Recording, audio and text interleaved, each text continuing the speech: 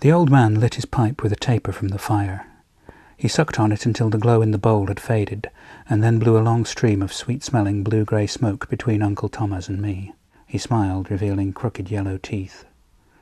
"Of course, you know I have to report this." I tensed, ready to snatch the object we'd brought him. Uncle just smiled back, unperturbed. "But you're not going to, are you, Yindrath?" "I might yet, just to see the look on your face. But the peace might start poking their noses into my business, and that would never do. And if they confiscate this trinket, I won't find out the truth behind it."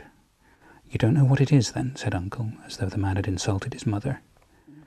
Yindrath chuckled and sat back in his chair, adjusting his robe. "I have a good idea. I just don't believe your account of how you came by it."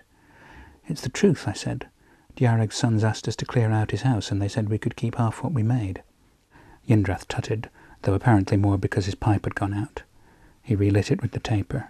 After a few more puffs, he set the pipe on the little table by his chair and picked up the object we'd brought him. It was a circular mirror about a foot across.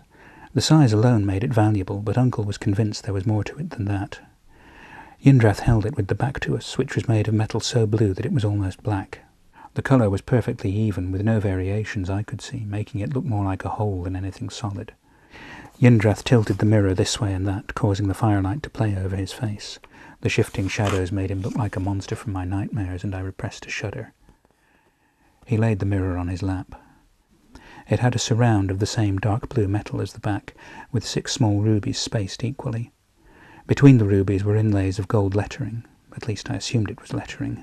I could read Asdanundish, of course, and make sense of Brothric, and had even started learning the Nuhesian alphabet, but these curling symbols were wholly strange to me. They also gave the only clue that the mirror might be the work of mortal hands instead of having fallen out of Kashalbi's boudoir. A few of the curves had flecks of gold missing. Yindrath took several slow, shallow breaths and cupped his hands together a foot above the mirror. His eyelids fluttered. I'd known he was good, but hadn't realized he didn't need words. He opened his hands. Nothing was there. The old man frowned and cupped his hands again. "I told you it screws with magic," said Uncle. Yindrath lowered his hands and gave a smirk.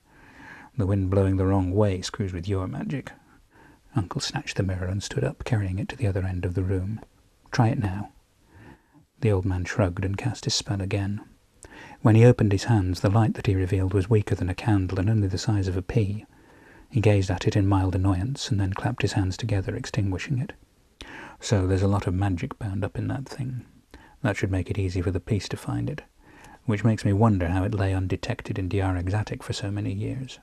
"I don't like being called a liar," said Uncle. He would never deny being a liar, just say he didn't like being called one. Yindrath sighed.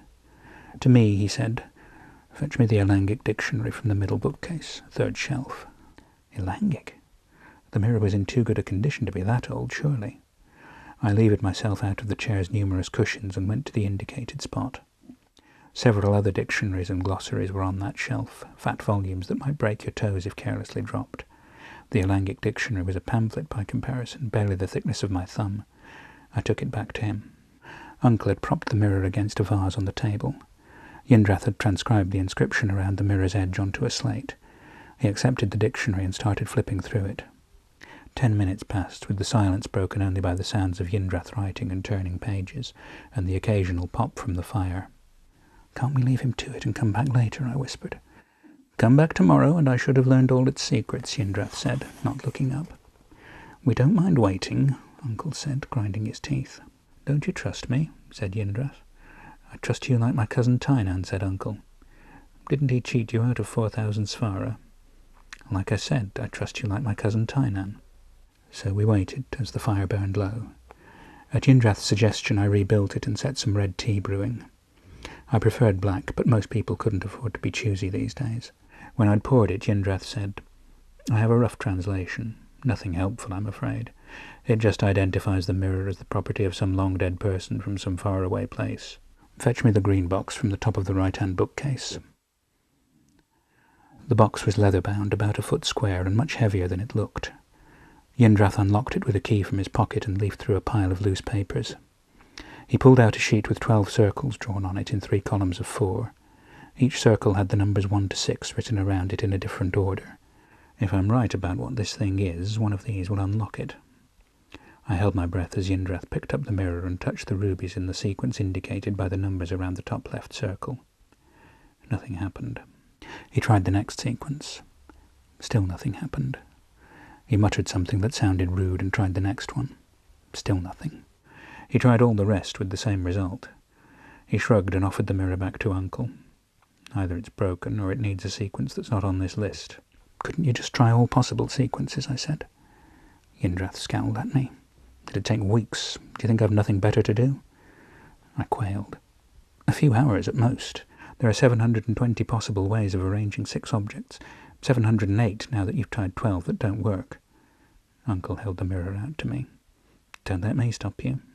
It was much lighter than something with that much metal and glass had any right to be. I still found it unnerving how bright and detailed the reflection of myself was, and how closely it mimicked every detail of my expression. I could count the flecks in my irises and the short hairs under my chin where I didn't shave as thoroughly as I should. The rubies seemed to glow with a light not of the room, inviting my touch.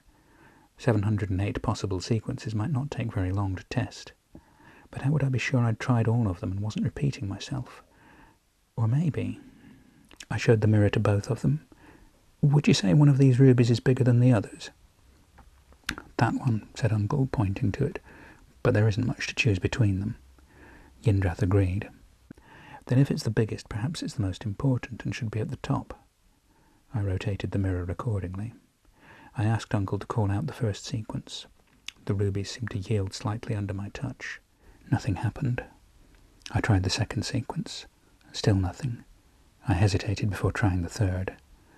A faint, high-pitched note came from the mirror, like a girl singing, and it vibrated like a beaten drum. "Put it down," said Uncle, fear lining his face. Before I could obey, a blinding white light sprang from the mirror's surface. The mirror slipped from my shaking hands and crashed to the floor. "Goddess damned idiot," Uncle growled, moving towards me. I couldn't bring myself to look at the floor, a priceless object ruined by my carelessness. From the corner of my eye I saw him bend to pick it up. He gasped.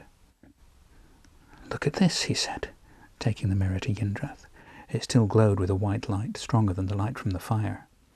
Yindrath gasped and muttered what sounded like Mazor Gardus. I hadn't marked him as the religious type. He motioned me to join them. Curiosity edging out shame and fear, I came over to them. Now it was my turn to gasp. The mirror no longer showed a reflection. What I'd thought was a simple white glow was a picture, a landscape, but none like I'd ever seen. The ground was a sweeping white plain with jagged hills to the left, also white. The sky was a deep, cloudless blue. On the right, cut off by the edge of the mirror, was a grey, walled city, broad and squat. "Whoever painted this was good," said Uncle, though I don't think much of his choice of subject. "It's not a painting," said Yindrath. "Somewhere there's another mirror just like this one, and what we're seeing is what that mirror is looking at." "Ridiculous," Uncle snorted. "Where would you find somewhere with white ground and white hills?" "Far to the south," said Yindrath, "or farther to the north. That white stuff is called snow. It falls out of the sky instead of rain in very cold places." "So," I said, shifting from one foot to the other, "if we can see whatever that other mirror is looking at, does that mean someone who looks into the other mirror can see us?" "Yes," said Yindrath. "How do we stop it, then?" "The same way you started it." I took the mirror from Uncle. I touched the rubies in the same sequence I'd used to bring forth the picture, and it vanished as suddenly as if someone had slammed a door on it. I gazed again on my own reflection. Uncle rubbed his chin and stared into the distance. I knew that look well. He was planning something. I just hoped this scheme wouldn't end with us in court. "How much do I owe you?" he asked Yindrath. 5 svara. 5? "If you can find another antiquary who even knows what that thing is, I'll refund my fee," Yindrath said. Muttering, Uncle reached into his purse and handed over the coins. Thanks for listening to that extract from my novel The Mirrors of Elangir. If you'd like to read more or find out where to buy a copy, please visit my website at www.pembers.net. Thank you.